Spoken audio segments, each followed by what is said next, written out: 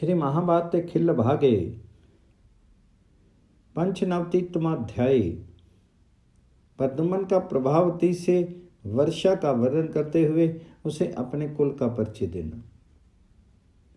वैशंपायन जी कहते हैं, जन्मेजय, पूर्ण चंद्रमा के समान मनोहर मुख वाले प्रद्युम्न ने भाद्रपद मास में आकाश को मेघों को की घटा से आच्छन्न हुआ देख करके उसने मनोहर एवं विशाल नेत्रों वाली प्रभावती से कहा, मनोहर एवं परस्पर सटी हुई जांघों वाली वारांगी सुंदरी, इस समय सुंदर बिंब वाला चंद्रमा जो तुम्हारे मुख के समान मनोरम जान पड़ता था, दिखाई नहीं देता। तुम्हारे इन केश पाशों के समान काले बादलों ने उसे छिपा दिया। सुंदर बाहों वाली सुंदरी, ये जो मेघों के अंक में विद्युत दिखाई देती है, वह सोने के मनोहर आभूषण से भूषित हुई सी तुम जैसी ही प्रतीत होती है। और ये गजरते हुए मेघ तुम्हारे मोतिक हारों के समान जल की स्वच्छ धाराएं गिरा रही। शुभ्रो, आकाश में जहां बादल घिरे हुए हैं उन प्रदेशों में बगलों की पंक्तियां तुम्हारे दांतों की श्रोणियों के समान शोभित हो रही हैं। सरिताओं के जलों में कमलों के समूह डूब गए हैं और वे जल महान वेग से व्याप्त हैं, अतः उनकी विशेष शोभा नहीं हो पा रही है। ये बादल वायु के अधीन हो रहे हैं। बगलों की पंक्तियां उनके निर्मल एवं मनोहर दांतों के समान शोभा पाती हैं। ये वनों में सफेद दांत वाले हाथियों के समान एक दूसरे से टक्कर लेने के लिए उद्यत है। सुंदर अंगों वाली प्राण वल्लभे, वह इंद्रधनुष देखो जो तुम्हारे मुखमंडल में स्थित नेत्रों के कोन भाग सा तिरंगा बना हुआ है। वह आकाश और बादलों की शोभा बढ़ाता हुआ कामी जनों को महान हर्ष प्रदान करता है। अपनी बोली बोलते हुए मोर बादलों को गरजते देख अत्यंत हर्ष में भर करके नृत्य कला के भीतर आदर भाव रखते हुए पंखों के भारों को ऊपर उठा करके आस पास ही नृत्य कर रहे हैं। इस अवस्था में ये बहुत ही प्रिय एवं मनोहर प्रतीत होते हैं। तुम इनकी ओर दृष्टिपात करो।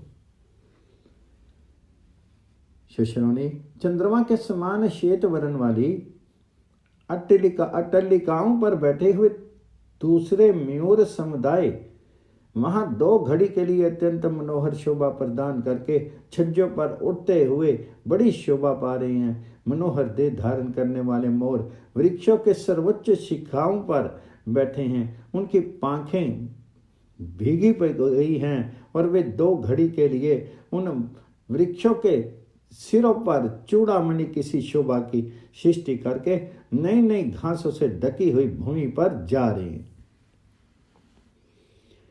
उनका मन में यह शंका है कि ये घासें भूमि से भिन्न है या अभिन्न। जल की धाराओं के बीच से निकल करके सुखदायिनी हवा चल रही है जो चंदन पंख के समान शीतल प्रतीत होती है। ये कदम सर्ज और अर्जुन के फूलों की सुगंध लिए आ रही है। वह सुगंध को मोदिकपना में सहायक हो रही है। मनोहर अंगों वाली प्रिय, यदि इस समय रति के श्रम से प्रकट होने वाले पसीने को मिटाने और नूतन जल के भार को खींच लाने में सहायक ये वायु ना चलती होती तो ये वर्षा काल मुझे अधिक प्यारा ना लगता। जब इस प्रकार प्रियजनों के समागम प्राप्त हों, उस अवसर पर रति क्रीड़ा के अंत में जो रति श्रम जनित स्वेद बिंदुओं को हर लेने वाली सुगंधित वायु अपने पास आती है, उससे बढ़कर के सुख इस संसार में दूसरा कौन है। सुंदर रंग वाली प्राणवल्लभे, बड़ी बड़ी नदियों के तटों को जल में निमग्न देख सारस और क्रौंचों सहित हंस मान सरोवर में निवास के लिए लुब्ध हो बड़े हर्ष के साथ वहां तक जाने का परिश्रम से विकार करते हैं। विशाल एवं मनोहर नेत्रों वाली प्रिय, हंसों, सारसों और चक्रवाकों के चले जाने पर नदी और तालाब श्रीहीन से प्रतीत होते हैं। उनके बिना ना तो नदियां अच्छी लगती हैं और ना सरोवर ही। श्रेष्ठ वर्षा काल और उसमें शयन करने वाले भगवान विष्णु को जानने वाली योग निद्रा निश्चय ही लोकेश्वर मनोहर रूप धारण करने वाली श्री देवी को प्रणाम करके शेष के शीर के एक देश में सोए हुए मंगल में ईश्वर जगन्नाथ उपेंद्र के निकट आई। पर हुल्ल कमल के समान विशाल नेत्रों वाली प्रीत में भगवान उपेंद्र के योग निद्रा को स्वीकार कर लेने पर श्वेत कमल के समान अमल कांति वाले चंद्रमा अब मेघ रूपी अंबर वस्त्र से आच्छादित होकर के भगवान कृष्ण के मुख का अनुकरण कर रहे हैं। सारी ऋतुएं भगवान श्री कृष्ण से कृपा प्रसाद पाने की अभिलाषा रख करके निश्चय ही उनकी सेवा में कदम, नीब, अर्जुन और केवड़ों के गजरे तथा दूसरे दूसरे पुष्प ले आती। जिन सुकुमार वृक्षों एवं फूलों के रस भ्रमर बारंबार पीते हैं, उन्हें विषपूर्ण सुख वाले सर्प छंद विचरते हुए जब छू देते हैं तब उनके स्पर्श मात्र से वे कुम्हला जाते हैं। इस प्रकार वे लोगों को अत्यंत आश्चर्य में डाल रहे हैं। निपान सदृश्य गंभीर आकाश को जल के भारी भार से युक्त मेघों की घटा पर बंद करके गिरता हुआ सा देख तुम्हारे मनोहर एवं सुंदर मुख, वक्षस्थल और उरु काम उद्रेक वश पसीने से भर गए हैं। निर्मल अंग यष्टि वाली सुंदरी जो बगलों की पांत से परिपूर्ण होकर के मानो श्वेत पुष्पहार से अलंकृत हुआ है, उस रमणीय मेघ समूह की ओर तो देखो। ये जगत के हित के लिए पृथ्वी पर मानो अन्न की वर्षा करता है। पानी के आधारभूत मेघ समूह को अपने साथ खींच लाने वाले पावसमीर बादलों से बादलों को लड़ाता सा जान पड़ता है, मानो कोई चक्रवर्ती नरेश बल के मध्य से उन्मत्त हुए जंगली हाथियों को अपने गजराजों के साथ लड़ा रहा हो। ये मेघ शुद्ध, पवित्र और सुगंधित वायु से सुवासित उस दिव्य जल की वर्षा करते हैं जो मेघों के प्रेमी, चातक और मोर आदि श्रेष्ठ पक्षियों को हर्ष प्रदान करता है।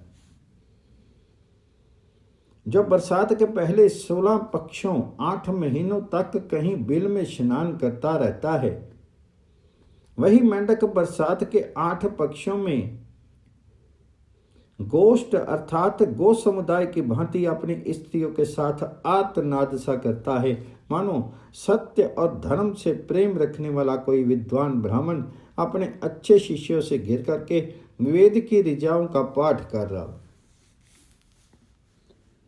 वर्षा काल का ये एक महान गुण है कि अज्ञात मेघ गर्जना को सहजा सुनकर के भयभीत हुई प्रीतमाओं को प्रेमी पुरुष हृदय से लगा करके शयन काल के बिना भी उनकी काम वासनाओं को बढ़ा देते हैं। उत्तम वंश, सुंदर वरन और अच्छे स्वभाव वाली प्रिय, मुझे अपने लिए वर्षा काल का यही एक दोष प्रतीत होता है कि तुम्हारे मुख के समान शोभा पाने वाला चंद्रमा मेघ रूपी ग्रह से ग्रस्त होकर के मेघों की घटाओं में छिप करके दिखाई नहीं देता है। भीरू, जब जगत को प्रकाशित करने वाला चंद्रमा मेघों के भीतर दिख जाता है, तब सब लोग परदेश से लौटे हुए प्रेमी बंधु की भांति उसे बड़े हर्ष में भर करके बारंबार देखने लगते हैं। भीरू, प्रिय वियोगिनी, वनिताओं के विलाप का साक्षी भूत चंद्रमा जब दृष्टि गोचर होता है, तब जिनके पति परदेश में रह करके लौटे हैं, उन कामनियों के नेत्रों में अपने प्रीतम का दर्शन करके ही आनंद उत्सव प्रतीत होता है। ऐसा मैं समझता हूं। यह नेत्र उत्सव उन्हीं को प्रतीत होता है जिन्हें अपने प्रीतम का संयोग प्राप्त है।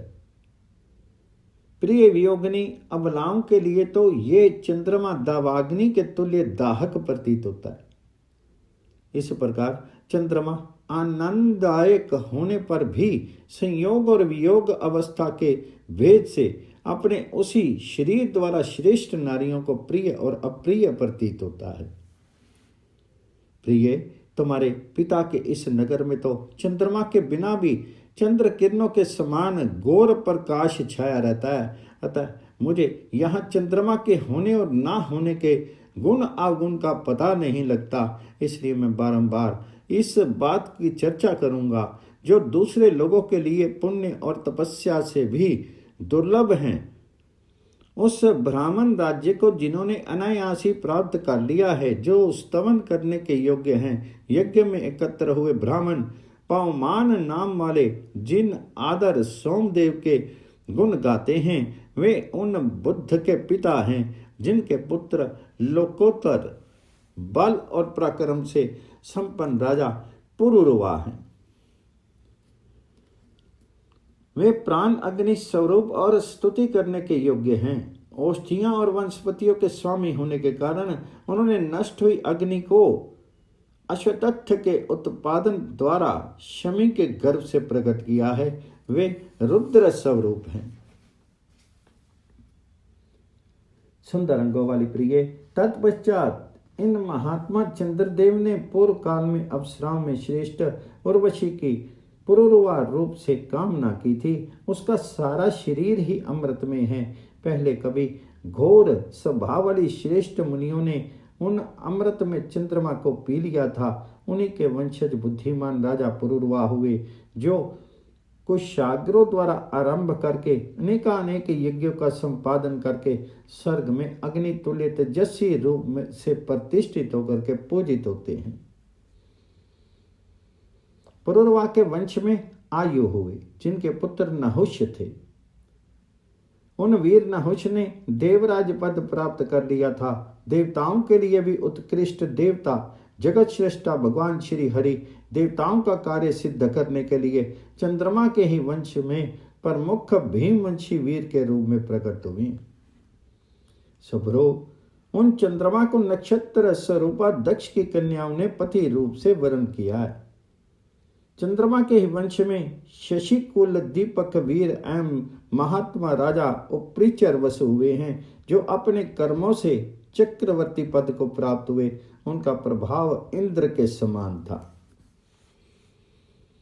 चंद्रवंश के प्रधान पुरुष राजा यदु हो गए हैं, जो से पृथ्वी पर राज अधिराज पद को प्राप्त हुए थे। उन्हीं महाराज के कुल में देवराज इंद्र के तुल्य पराक्रमी भोजवंशी वीर प्रकट हुए। कमल लोचने, यदुकुल में कोई राजा ऐसा नहीं हुआ है जो छल कपट से काम लेने वाला हो। उस कुल में न तो कोई नास्तिक हुआ है, न शठ, न श्रद्धाहीन हुआ है, न कदर्य अथवा शौर्यहीन ही। कमल के समान विशाल नेत्र और शिखर मणि के तुल्य सुंदर दांतों वाली सुंदरी, तुम उसी चंद्रवंश एवं यदुवंश की वधु हो। तुम सद्गुणों का अत्यंत पात्र एवं सप्रणीय हो। तुम सत्पुरुषों के प्रिय जगदीश्वर श्री हरि को प्रणाम करो। देवी, जो शंभु ब्रह्मा जी के आश्रय स्थान हैं, संपूर्ण जगत तथा देवताओं के भी आधार हैं, वे गरुड़ ध्वज पुरुषोत्तम भगवान नारायण तुम्हारे ससुर हैं। तुम उन्हें प्रणाम करो। इस प्रकार श्री महाभारत खिल्ल भाग हरिवंश के अंतर्गत विष्णु पर्व में प्रद्युम्न का भाषण विषयक 95वां अध्याय पूर्ण हुआ। श्री महाभारत खिल्ल भागे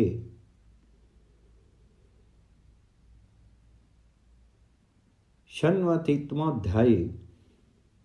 कश्यप के मना करने पर भी वज्रनाभ का त्रिलोक विजय के लिए प्रस्थान, श्री कृष्ण और इंद्र का प्रद्युम्न को संदेश देना और उनकी संतति के प्रभाव का उल्लेख करना, दैत्यों का प्रद्युम्न आदि के पुत्रों को बंदी बनाना, प्रभावती आदि का पतियों को तलवार देकर के युद्ध के लिए भेजना, इंद्र के द्वारा उनकी सहायता तथा प्रद्युम्न का अद्भुत पराक्रम। वैशंपायन जी कहते हैं, जन्मेजय, अत्यंत तेजस्वी कश्यप मुनि का यज्ञ समाप्त होने पर अमित पराक्रमी देवता और असुर अपने अपने स्थान को गए। यज्ञ पूर्ण होने पर वज्र नाभ भी त्रिभुवन विजय की अभिलाषा लेकर के कश्यप जी के पास गया। तब कश्यप जी ने उससे कहा, बेटा वज्रनाभ, यदि मेरी बात सुनने और मानने योग्य हो तो ध्यान देकर के सुनो। तुम अपने स्वजनों से घिरे हुए वज्रपुर में ही निवास करो। इंद्र तपस्या में तुमसे बड़े चढ़े हैं, स्वभाव से ही शक्तिशाली हैं, ब्राह्मण भक्त के तज्ञ भाइयों में ज्येष्ठ और उत्तम गुणों की दृष्टि से श्रेष्ठतम हैं। वे संपूर्ण जगत के राजा, सुपात्र और सत्पुरुषों के आश्रय हैं तथा तीनों लोकों का राज्य पाकर के समस्त प्राणियों के हित में तत्पर रहते हैं। वज्रनाभ, तुम उन्हें जीत नहीं सकते। जीतने के प्रयत्न में स्वयं ही मारे जाओगे। सांप को पैरों से ठुकराने वाले की भांति शीघ्र ही नष्ट हो जाओगे। वज्रनाभ का सारा शरीर काल के पास से बधा हुआ था। जैसे मरने वाले रोगी को दवा छीनी लगती, इसी प्रकार उसे कश्यप जी की बात पसंद नहीं आई। अत्यंत खोटी बुद्धि वाले उस दुर्जय असुर ने लोक श्रेष्ठा कश्यप जी को प्रणाम करके त्रिभुवन विजय का कार्य आरंभ करने का विचार किया। सजातीय बंधुओं तथा बहुत से मित्रों को ही योद्धाओं के रूप में साथ लेकर के उसने विजय की इच्छा से पहले स्वर्ग लोक को प्रस्थान किया। इसी बीच में महाबली श्री कृष्ण और इंद्र दोनों देवताओं ने वज्रनाभ वध के लिए संदेश देकर के हंसों को भेजा। वज्रपुर में एकत्र हुए महाबली महामनस्वी प्रमुख यादव वीर हंसों के मुख से वह संदेश सुन करके आपस में सलाह करके इस प्रकार विचार करने लगे। इसमें संदेह नहीं कि आज प्रद्युम्न के द्वारा वज्रनाभ का वध अवश्य होना चाहिए, परंतु वज्रनाभ और उसके भाई दोनों की कन्याएं भक्ति पूर्वक हम लोगों की भार्याएं हो गई हैं। वे सब की सब हर तरह से हमारा शुभ चिंतन करती हैं। इस समय में तीनों दानव कन्याएं गर्भवती हैं। अतः अब हमें क्या करना चाहिए? उन तीनों का प्रसव काल शीघ्र ही आने वाला है। इस विषय में बड़ी भांति परस्पर विचार करके उन महाबली यादवों ने उस समय हंसों से कहा, तुम्हें भगवान श्री कृष्ण और इंद्र के पास जाकर के यहाँ की प्रयोजन युक्त सारी बातें कहनी चाहिए। प्रभु तब हंसों ने वहां जाकर के उन दोनों देवताओं से वहां की सारी बातें यथार्थ रूप से कह सुनाई। फिर उन दोनों ने हंसों को यह संदेश दिया कि यादवों, तुम्हें भयभीत नहीं होना चाहिए।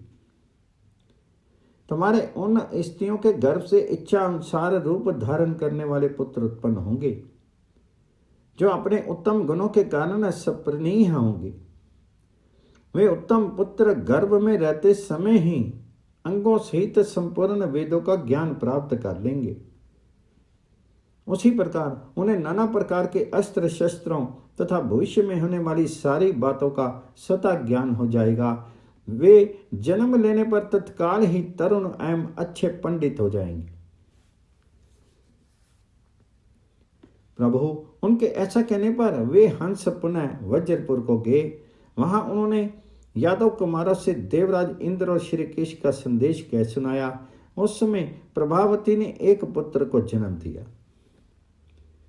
जो अपने पिता के समान ही सर्वगुण संपन्न था। वह तत्काल युवावस्था को प्राप्त हो गया और उसमें सर्वज्ञता भी थी। उसके 1 मास के बाद चंद्रवती देवी ने भी एक पुत्र उत्पन्न किया, जो अपने पिता के समान ही सुंदर एवं शक्तिशाली था। उसका नाम चंद्रप्रभ था। वह भी तत्काल युवावस्था को प्राप्त हो गया और उसमें भी सर्वज्ञता थी। तत्पश्चात साध्वी गुणवती ने भी एक गुणवान पुत्र को जन्म दिया। वे दोनों बालक तत्काल युवावस्था में संपन्न और संपूर्ण शास्त्रों के मर्मज्ञ हो गए। वे दोनों युद्ध में आगे बढ़ने वाले थे। इंद्र और उपेंद्र के प्रसाद से उन बालकों में ये सद्गुण आए थे। एक दिन अट्टलिका की छत पर घूमते हुए उन वृद्धिशील यादव कुमारों को दानवों ने देख लिया। इंद्र और उपेंद्र की इच्छा से ही ऐसा हुआ था, अन्यथा नहीं। इस बात को तुम निश्चित रूप से जान लो। उस समय आकाश की ओर से नगर की रक्षा करने वाले दैत्यों ने बड़ी घबराहट में पड़ करके स्वर्ग विजय की इच्छा रखने वाले वीर वज्रनाभ से उन बालकों के विषय में निवेदन किया। ये सुनकर के असुरों के स्वामी महान असुर वज्रनाभ ने कहा, ये बालक मेरे घर को कलंकित करने वाले हैं। इन सब को मार डालने के लिए कैद कर लो। कुरुकुल तिलक जन्मेजय तदंतर बुद्धिमान असुर राज की आज्ञा से असुरों की सेना ने संपूर्ण दिशाओं की ओर से आकर के उस नगर को घेर लिया। सब और इधर उधर यही बात सुनाई देने लगी, पकड़ लो, शीघ्र मार डालो। शत्रु को दंड देने वाले असुर राज के आदेश से समस्त सैनिक ऐसी ही बातें बोल रहे थे। ये बातें सुनकर के उन बालकों की पुत्र वत्सला माताएं शोक से व्यथित होकर के रोने लगी। उस समय उन रोती हुई देवियों से प्रद्युम्न ने हंसते हुए कहा, दानव कन्याओं, तुम डरो मत, तुम्हारा सर्था भला हो। जब हम सब प्रकार से जीते जागते यहां खड़े हैं, तब ये दैत्य हमारा क्या कर लेंगे। इसके बाद प्रद्युम्न ने व्याकुल होकर के खड़ी हुई प्रभावती से कहा, देवी, तुम्हारे पिता और चाचा हाथ में गदा लेकर के खड़े हैं। तुम्हारे भाई और दूसरे कुटुंबी जन भी युद्ध के लिए उपस्थित है। ये सब के सब तुम्हारे नाते सर्था मेरे पूजनीय एवं आदरणीय हैं। तुम्हारा कल्याण हो। तुम अपनी दोनों बहनों से भी पूछ लो। ये समय बड़ा भयंकर है। जो मरण का कष्ट सह करके युद्ध करते हैं, उनकी विजय अवश्य होती है। ये दानवराज वज्रनाभ आदि हमारे वध की इच्छा से युद्ध करेंगे। ऐसी दिशा में हम लोगों को क्या करना चाहिए? हम सब लोग तुम्हारी आज्ञा के अधीन हैं। उस समय प्रभावती रोती हुई घुटनों के बल पृथ्वी पर गिर पड़ी और मस्तक पर अंजलि बांध करके प्रद्युम्न से इस प्रकार बोली, शत्रुओं का संहार करने वाले यदुनंदन, शस्त्र उठाओ और अपनी रक्षा करो। नाथ श्रेष्ठ मानद, यदि जीवित रहोगे तो पुत्रों और पत्नियों को देखोगे। आर्या रुक्मिणी तथा पुत्र अनिरुद्ध से भी मिल सकोगे। शत्रु मर्दन, ये सब सोच करके अपने आप को संकट से मुक्त करो। बुद्धिमान दुर्वासा मुनि ने मुझे वाद दिया है कि तुम वैधव्य रहित, प्रसन्न एवं जीवित पुत्रों की माता होगी। इंद्र अनुज कुमार, यह वर मेरे हृदय को आश्वासन देने वाला है। ये सूर्य और अग्नि के समान तेजस्वी दुर्वासा मुनि का वचन सत्य होगा, मिथ्या कभी नहीं होगा। ऐसा कहकर के श्रेष्ठ मनस्विनी नारी प्रभावती ने एक तलवार लेकर के उसे अच्छी तरह साफ किया और रुक्मिणी नंदन प्रद्युम्न के हाथ में दे दिया। साथ ही ये वर दिया कि तुम विजयी हो। अपने प्रति भक्ति रखने वाली प्रीतमा प्रभावती के दिए हुए उस खड्ग को धर्मात्मा प्रद्युम्न ने मस्तक झुका करके प्रणाम किया और प्रसन्न चित्त से उसको हाथ में ले लिया। इसी प्रकार चंद्रवती ने भी उस समय गद को प्रसन्नतापूर्वक खड़क दिया। तदंतर गुणवती ने भी महात्मा सांब को तलवार भेंट की। तदंतर प्रभावशाली प्रद्युम्न ने विनीत भाव से खड़े हुए अपने साथी हंस केतु से कहा, तुम यहीं यादवों तथा सांब के साथ रह करके असुरों के साथ युद्ध करो। शत्रुदमन, मैं आकाश तथा संपूर्ण दिशाओं में युद्ध करूंगा। ऐसा कहकर के मायामियों में श्रेष्ठ प्रद्युम्न ने माया से एक रथ का निर्माण किया। गुरुनंदन, मनुष्य प्रद्युम्न अनंत शरीर वाले सहस्त्र मस्तकों से युक्त एक नाग को, जो समस्त उत्तम नागों से उत्तम था, अपना साथी बना करके उस मुख्य रथ के द्वारा प्रभावती का हर्ष बढ़ाते हुए असुर सेनाओं में उसी तरह विचरने लगे जैसे तिनकों में आग फैलती है। प्रद्युम्न विषधर सर्पों के समान भयंकर अर्धचंद्राकार भेदन पतरी नोक वाले तथा गाधन मोटे अग्रभाग वाले बाणों द्वारा दैत्यों को पीड़ित करने लगे। असुर भी उत्तम निश्चय का आश्रय लेकर के रणभूमि में मतवाले होकर के इधर उधर से शस्त्रों द्वारा कमल नयन प्रद्युम्न पर प्रहार करने लगे। प्रद्युम्न ने कितने ही असुरों की भुजाएं काट डाली जो केयूर और कंकन की कांति से प्रकाशित हो रही थी, एवं कितनों के कुंडल युक्त मस्तक भी धड़ से लग कर दिए। अत्यंत तेजस्वी प्रद्युम्न ने शुरों द्वारा कटे हुए असुरों के मस्तकों, शरीरों और उनके टुकड़ों से वहां की सारी धरती पाट दी। युद्ध में विजय पाने वाले देवराज इंद्र देवताओं के साथ आकाश में खड़े होकर के बड़ी प्रसन्नता के साथ दैत्य और यादवों का युद्ध देख रहे थे। जिन दैत्यों ने गद और सांप पर आक्रमण किया वे सब के सब काल के गाल में चले गए, मानो अगणित जल जंतु महासागर में निमग्न हो गए हों। उस समय उस युद्ध को विशेष स्थिति में देख करके हरिवाहन दैत्यराज इंद्र ने गद के लिए अपने रथ भेज दिया। साथ ही मातली के पुत्र सुवर्चा को सारथी के रूप में दिया। इसके सिवा देवेश्वर ने सांब की सवारी के लिए अपना ऐरावत हाथी भेज दिया। इतना ही नहीं, भगवान इंद्र ने जयंत को प्रद्युम्न का सहायक बना करके उन्हें दे दिया और ऐरावत का संचालन करने के लिए प्रवर नामक ब्राह्मण को नियुक्त किया। देव कुमार जयंत और ब्राह्मण कुमार प्रवर, ये दोनों वीर अपर में पराक्रमी थे। श्रेष्ठ कर्मों में उसके आवश्यक विधान को जानने वाले देवेंद्र ने सुर अध्यक्ष लोक भावन ब्रह्मा जी की आज्ञा लेकर के जयंत, प्रवर, मातली पुत्र सुवर्चा और अपने ऐरावत हाथी को उस समय वहां भेजा था। सब प्राणी सर्वज्ञ अपनी इच्छा के अनुसार यही कहते थे कि इस वज्र नाव की तपस्या क्षीण हो चली है, ये दुर्बुद्धि दैत्य अब यादवों के हाथ से मारा जाएगा।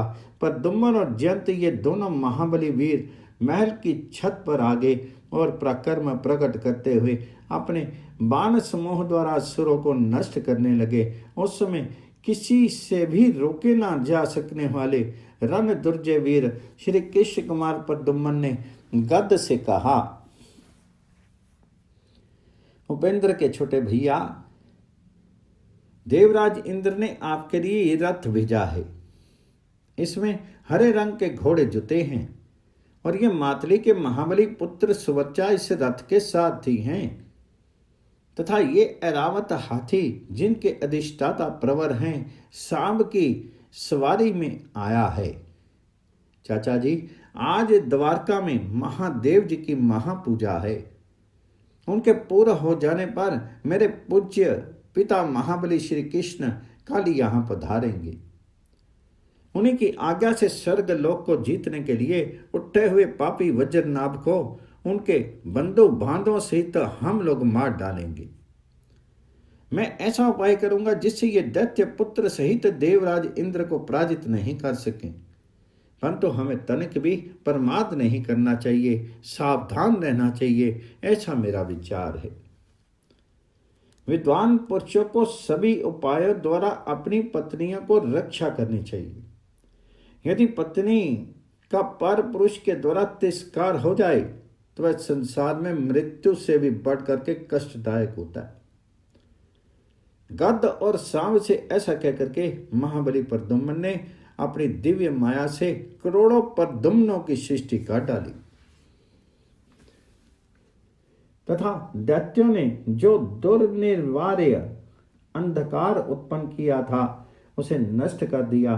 शत्रु मर्दन प्रद्युम्न को ऐसा प्रकर्म करते देख देवराज इंद्र को बड़ा हर्ष हुआ।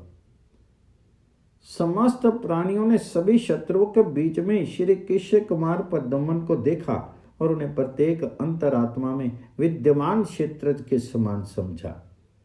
इस प्रकार युद्ध करते हुए रुक्मिणी कुमार प्रद्युम्न की वह सारी रात बीत गई। उन्होंने अपने अत्यंत तेज से असुरों के 3 हिस्सों को नष्ट कर दिया। श्री कृष्ण कुमार प्रद्युम्न सम्रांगन में जब तक दैत्यों के साथ जूझते रहे तब तक जयंत ने गंगा जी के जल में संध्या उपासना कर ली। फिर महाबली जयंत आकर के जब तक युद्ध करते रहे तब तक प्रद्युम्न ने भी आकाश गंगा के जल में संध्या उपासना का कार्य पूर्ण कर लिया। इस प्रकार श्री महाभारत के खिल्लबाग हरिवंश के अंतर्गत विष्णुपर्व में प्रद्युम्न और दैत्य का युद्ध विषयक 96वां अध्याय पूर्ण हुआ। श्री महाभारत खिल्लभागे सप्तनवतितम अध्याय में प्रद्युम्न द्वारा वज्रनाभ का वध तथा प्रद्युम्न आदि के पुत्रों का राज्याभिषेक। विष्णुपाद जी कहते हैं, जन्मेजय, तदंतर जब जगत के नेत्र रूप भगवान सूर्य के उदित हुए 2 घड़ी बीत गई, तब सर्प शत्रु गरुड़ के द्वारा भगवान श्री हरि वहां प्रकट हुए। कुरुनंदन हंस, वायु और मन से भी अत्यंत शीघ्रतर गति से गमन करने वाले पक्षी गरुड़ आकाश में इंद्र के समीप खड़े हो गए। श्री कृष्ण ने देवराज इंद्र के समीप जाकर के उनके साथ यथोचित रीति से मिल करके अपना पांजन्य नामक शंख बजाया, जो दैत्यों का भय बढ़ाने वाला था। शत्रु वीरों का संहार करने वाले प्रद्युम्न वह शंख ध्वनि सुन करके तुरंत वहां आए। उस समय श्री कृष्ण ने उनसे कहा, बेटा, वज्रनाभ को मार डालो और इस कार्य में शीघ्रता करो। उन्होंने पुनः प्रेरित करते हुए कहा, गरुड़ पर चढ़ करके जाओ। वीर प्रद्युम्न ने उन दोनों श्रेष्ठ देवताओं को नमस्कार करके वैसा ही किया। तब वे मन के समान वेगशाली गरुड़ के द्वारा तुरंत ही महान द्वंद्व युद्ध करने वाले वज्रनाभ के निकट जा पहुंचे। संपूर्ण अस्त्र शस्त्रों के ज्ञाता तथा निंदा रहित वीर प्रद्युम्न गरुड़ पर स्थिर भाव से बैठ करके युद्ध के महाने पर वज्रनाभ को पीड़ा देने लगे। गरुड़ पर बैठे हुए ही महामना श्री कृष्ण कुमार प्रद्युम्न ने वज्रनाभ की छाती में गदा द्वारा प्रहार किया। उससे आहत होकर के वह वीर दैत्य मूर्छित हो गया। उसने मुंह से बहुत सा रक्त वमन किया। उसे चक्कर आने लगा और वह मृतक तुल्य हो गया। तब रणदुर्जय श्री कृष्ण कुमार ने उससे कहा, तुम आश्वस्त हो जाओ। इससे सचेत होकर के उस वीर ने प्रद्युम्न से इस प्रकार कहा, बहुत अच्छा यादव, तुम शत्रु होते हुए भी पराक्रम के द्वारा मेरे लिए सपरणीय हो। अब यह मेरी ओर से तुम्हारे प्रहार का उत्तर देने का अवसर आया है। अतः महाबली वीर, तुम स्थिर हो जाओ। ऐसा कहकर के सैकड़ों मेघों की गर्जनाओं के समान महान सिंहनाद करके बहुत से कंटकों द्वारा तथा घंटों वाली गदा को उसने वेग पूर्वक चलाया। उस गदा ने प्रद्युम्न के ललाट पर गहरा आघात किया। अतः यदुनंदन प्रद्युम्न अधिक रक्त वमन करते हुए मूर्छित हो गए। उन्हें अचेत हुए देख करके शत्रुनाशन भगवान श्री कृष्ण ने पुत्र को आश्वासन देने के लिए समुद्र जल से प्रकट हुए अपने पांचजन्य नामक शंख को बजाया। पांचजन्य के शब्द से महाबली प्रद्युम्न को आश्वस्त हुआ देख सब लोगों की बड़ी प्रसन्नता हुई। विशेषता इंद्र और श्री कृष्ण बहुत प्रसन्न हुए। श्री कृष्ण की इच्छा से उनका चक्र प्रद्युम्न के हाथ में चला गया। उनमें शस्त्र औरे थे और उसके निमि या प्रांत भाग में छुरे लगे हुए थे। वह चक्र दैत्य समूहों के वंश का विनाश करने वाला था। श्री कृष्ण के पुत्र प्रद्युम्न ने देवराज इंद्र और महात्मा श्री कृष्ण को प्रणाम करके उस दैत्य के विनाश के लिए वह चक्र चला दिया। श्री कृष्ण कुमार प्रद्युम्न के हाथ में छोड़े गए उस चक्र ने उस समय समस्त दैत्यों के देखते देखते वज्र नाभ के मस्तक को उसके धड़ से काट गिराया। महल की छत पर खड़े हुए गद ने अपने को मार डालने की इच्छा वाले युद्धोन्मत्त भयानक दैत्य सुनाभ का, जो सम्रांगन में विजय के लिए प्रयत्नशील था, वध कर डाला। शत्रुमर्दन सामने भी समर के मध्य भाग में खड़े हुए असुरों को अपने पहने बाणों द्वारा यमराज के घर भेज दिया। महान असुर वीर वज्रनाभ के मारे जाने पर नारायण श्री कृष्ण के भय से पीड़ित हुआ वीर निकुंभ भी षटपुर को चला गया। जब देवद्रोही महान असुर वज्रनाभ का संहार हो गया तब महात्मा श्री कृष्ण और इंद्र दोनों वज्रपुर में उतरे। उस समय उन दोनों श्रेष्ठ देवताओं ने वहां प्राप्त हुए दुख और शोक का शमन किया। वहां बालकों से लेकर के बूढ़े तक के सभी भय से पीड़ित थे। उन सब को उन्होंने सांत्वना दी। उस समय महाबली महात्मा इंद्र और उपेंद्र ने भविष्य और वर्तमान के विषय में परस्पर सलाह करके बृहस्पति के मत का अनुसरण करते हुए वज्रनाभ के उस राज्य को 4 भागों में बांट दिया। उन्होंने 1/4 भाग तो जयंत के पुत्र विजय को दे दिया, दूसरा प्रद्युम्न के पुत्र को, तीसरा सांब के पुत्र को दिया और शेष चौथा भाग गद के पुत्र चंद्रप्रभ को अर्पित कर दिया। प्रजानाथ, वज्रनाभ के अधिकार में 4 करोड़ से कुछ अधिक ग्राम थे तथा 1000 शाखा नगर थे जो वज्रपुर के समान ही वैभवशाली थे। हर्ष में भरे हुए इंद्र और श्री कृष्ण ने वहां की सभी वस्तुओं के 4 भाग कर लिए थे। वीर जन्मेजय, वीर इंद्र और केशव ने वहां प्राप्त हुए कालीन, मृग चर्म, वस्त्र तथा भांति भांति के रत्नों को भी 4 भागों में बांट दिया। तदंतर इंद्र की आज्ञा से वे चारों वीर देव दुंदुभियों की ध्वनि के साथ गंगा जी के जल से राजा के पद पर अभिषिक्त हुए। इंद्र और श्री कृष्ण को आनंदित करने वाले उन चारों महात्मा राजकुमारों को स्वयं इंद्रदेव और बुद्धिमान श्री कृष्ण ने ऋषि समुदाय के निकट अभिषिक्त किया। बुद्धिमान विजय की आकाश में चलने फिरने की शक्ति तो प्रसिद्ध ही थी। महामनसी यादव कुमार भी अपनी माताओं के गुण से नियुक्त होकर के आकाश में चल फिर सकते थे। ऐश्वर्यशाली इंद्र ने उन चारों का अभिषेक करके जन से कहा, वीर, तुम्हें इन युद्ध विजयी राजाओं की भी रक्षा करनी चाहिए।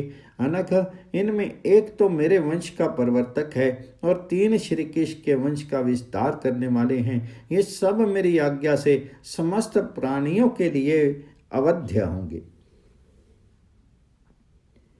इनका आकाश में गमन अगमन सदा सिद्ध होगा। स्वर्ग में तथा यादव द्वारा सुरक्षित रमणीय द्वारकापुरी में भी ये आते जाते रहेंगे। दिग्गजों के पुत्र जो हाथी हैं, उच्च श्रवा के कुल में उत्पन्न जो घोड़े हैं तथा विश्वकर्मा के बनाए जो रथ हैं, उन सब को इन्हें इच्छा के अनुसार प्रदान करो। वीर, ऐरावत के पुत्र जो शत्रुंजय और रिपुंजय नामक आकाशगामी हाथी हैं, उन्हें सांब और गद को दे दो, जिससे वे दोनों भीमकुल नंदन वीर यादवों द्वारा सुरक्षित रमणीय द्वारकापुरी में आकाश मार्ग से जा सकें तथा अपने दोनों पुत्रों को देखने के लिए यहाँ भी जब इच्छा हो आ सकें। ऐसा संदेश देकर के ऐश्वर्यशाली देवराज इंद्र स्वर्ग को तथा भगवान केशव द्वारकापुरी को चलेगी। गद, प्रद्युम्न और सांब ये तीनों महाबली वीर वहां 6 महीने और रह गए। जब वहां का राज्य सुदृढ़ हो गया तब वे द्वारका को गए। देवोपम वीर जन्मेजय, आज भी मेरु पर्वत के उत्तर पार्श्व में वे राज्य विद्यमान हैं और जब तक ये संसार रहेगा तब तक वे बने रहेंगे। विभव, मौसल युद्ध समाप्त होने पर जब समस्त वृष्णिवंशी स्वर्ग लोक को चले गए, तब गद्द, परदुम्मन और सांब वज्रपुर में गए थे। जिनेश्वर वहां रहकर लोककर्ता भगवान श्री कृष्ण के प्रसाद से अपने शुभ कर्मों द्वारा पुनः स्वर्गलोक में चले जाते हैं। यह मैंने तुमसे परदुम्मन के उत्कृष्ट का वर्णन किया है।